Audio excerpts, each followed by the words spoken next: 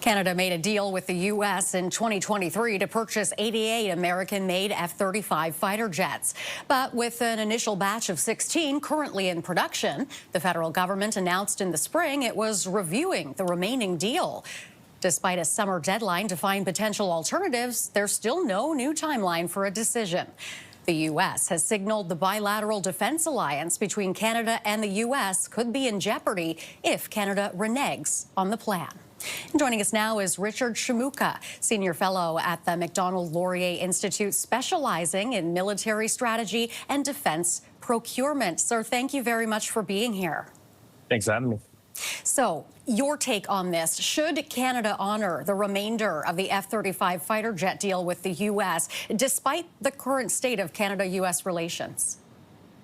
Thanks for having me. Absolutely. I think that if you look at how the Royal Canadian Air Force has structured the purchase, it is absolutely critical for the continued defense of North American security and also our ability to project power and assist our allies in places like Eastern Europe or in the Western Pacific. The F-35 basically represents a new generation of air power that the Royal Canadian Air Force is quite delayed on actually moving ahead. If you look at most of our allies, you think about the United Kingdom, Australia, even countries like Finland and Norway, they've all purchased the fighter and have actually put into service well before that we've actually even got our first aircraft. Now, Canada put this remaining deal under review after Donald Trump launched his trade war. With that in mind, what will Canada use these F-35s for, and are there alternatives? So there are alternatives in the nearer term. If you think about some of the sort of earlier generation of fighters like the F-16 or the Saab Gripen. But if we're thinking about buying a capability that's going to operate into the 2030s and beyond, you're going to basically go down to basically one at this stage, and that's the F-35. Canada was one of the original partners in the program, going as far back as 1998. And one of the areas that they really focused on was sort of the range requirement in order to allow Canada to operate its forward operating locations in the north, but also cold weather requirements that allow it to go down to negative 50 degrees Celsius. So when we think about northern security, the F-35 was actually in some ways originally designed to operate in this area.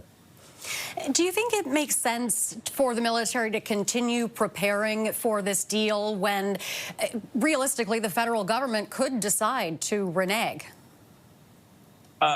Given just the age of the CF-18s, which are now coming up to 50 years of service, they need to be retired. And with 16 already on purchase and order, there's really not an alternative to not go any other direction.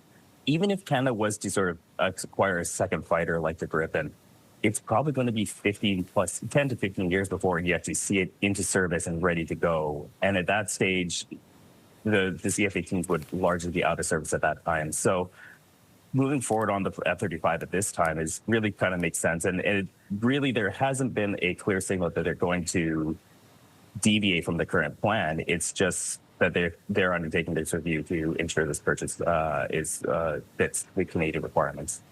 All right, Richard, thank you so much for your time. Thanks for having me. That is Richard Shimooka, Senior Fellow at the Macdonald-Laurier Institute, specializing in military strategy and defense procurement.